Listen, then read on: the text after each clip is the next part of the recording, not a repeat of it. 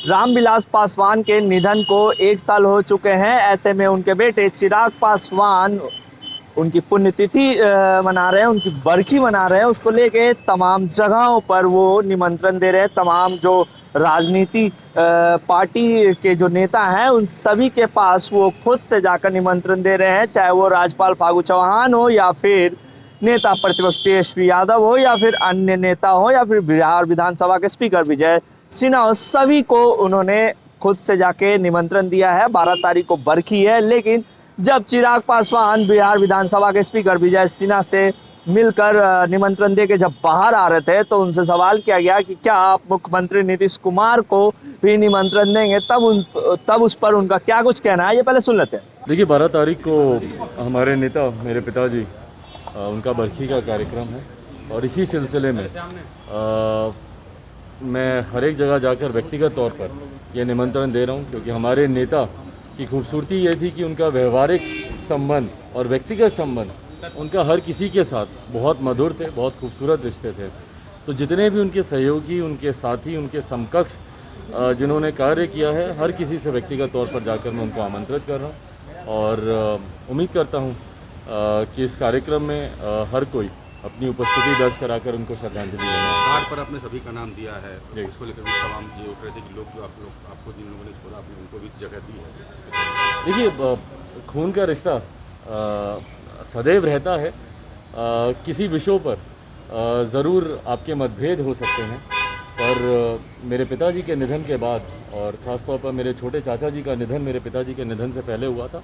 परिवार में सबसे बड़े वही हैं और उस नाते मेरा उत्तरदायित्व बनता है। मैं छोटा हूँ, बड़े हैं, मुझसे नाराज़ हो सकते हैं, मुझसे नाराज़गी रख सकते हैं, मुझे अपने से अलग कर सकते हैं, पर क्योंकि मैं छोटा हूँ मेरा ये उत्तरदायित्व बनता है। मेरे संस्कार यही हैं जो पिताजी ने दिए, मम्मी ने दिए। मेरे संस्कार यही हैं कि कम से कम मैं अपने तमाम दायित्वों को, फ़र्ज़ों को पूरी तरीके से निभाऊं और इसीलिए कार्ड पर उनका नाम बनता था, मेरे भाइयों का नाम बनता था और ना सिर्फ नाम बनता था बल्कि व्यक्तिगत तौर पर भी, क्योंकि ये पारिवारिक कार्यक्रम है तो व्यक्तिगत तौर पर भी मैं उनसे मिलकर उनको आमंत्रित करके। बारा जनपद पर जो प्रतिमा लगी उसको लेकर जो विवाद खड़ा किया जा रहा है, देखिए, उस विवाद का कारण मुझे नहीं पता।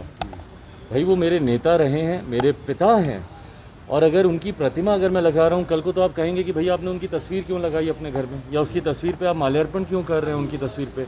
तो ये किस तरीके का विवाद है, मेरी समझ के परे है। उनकी प्रतिमा सिर्फ उनके आवास पर ही नहीं बल्कि बिहार के हर ज़िले में लगेगी और आज की तारीख में सरकार की इजाज़त से ही मैं उस आवास पर रह रहा हूँ, इसलिए ये प्रतिमा वहाँ पर है। कल को जहाँ पर भी मैं रहूँगा उनकी प्रतिमा वहाँ पर लगेगी। और बिहार के, जैसा मैंने कहा, क्योंकि 50 साल सक्रिय राजनीति में गरीबों शोषितों के लिए उन्होंने सामाजिक न्याय की निरंतरता में उन्होंने लड़ाई लड़ी है, तो लाखों करोड़ों उनके शुभचिंतक हैं, उनके समर्थक हैं जो चाहते थे। और ये प्रतिमा पर आज विवाद क्यों, मेरी समझ के परे है। ये पहले से लगी हुई है, आज ये विवाद क्यों, ये मेरी समझ के परे है। बट बहरहाल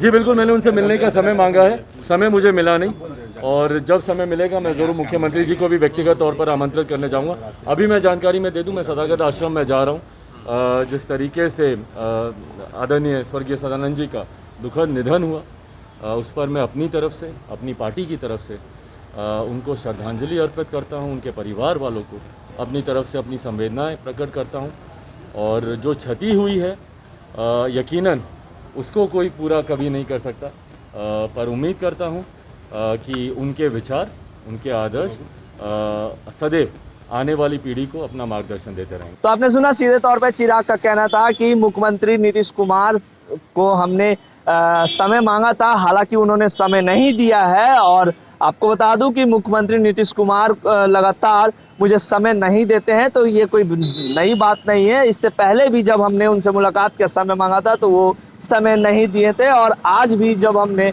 उनसे मुलाकात करने के लिए समय मांगा है तो वो समय नहीं दिया। हालांकि चिराग पासवान ने ये कहा कि हमें उम्मीद है कि 12 तारीख के पहले मुख्यमंत्री नीतीश कुमार हमें मिलने का समय देंगे ताकि हम उनको निमंत्रण दे सके अपने पिता रामविलास पासवान की बरखी में। देखने वाली बात है कि कब नीतीश कुमार चिराग पासवान को समय देते हैं या फिर समय नहीं देते हैं, और चिराग पासवान क्या नीतीश कुमार को पिता स्वर्गीय रामविलास पासवान की बरखी में शामिल करने के लिए निमंत्रण दे पाते हैं या नहीं। इससे जुड़ी तमाम अपडेट लाइव बिहार देते रहेगा। अभी के लिए इतना ही, नमस्कार। लाइव बिहार यूट्यूब पर सब्सक्राइब और फेसबुक पर लाइक ज़रूर करें।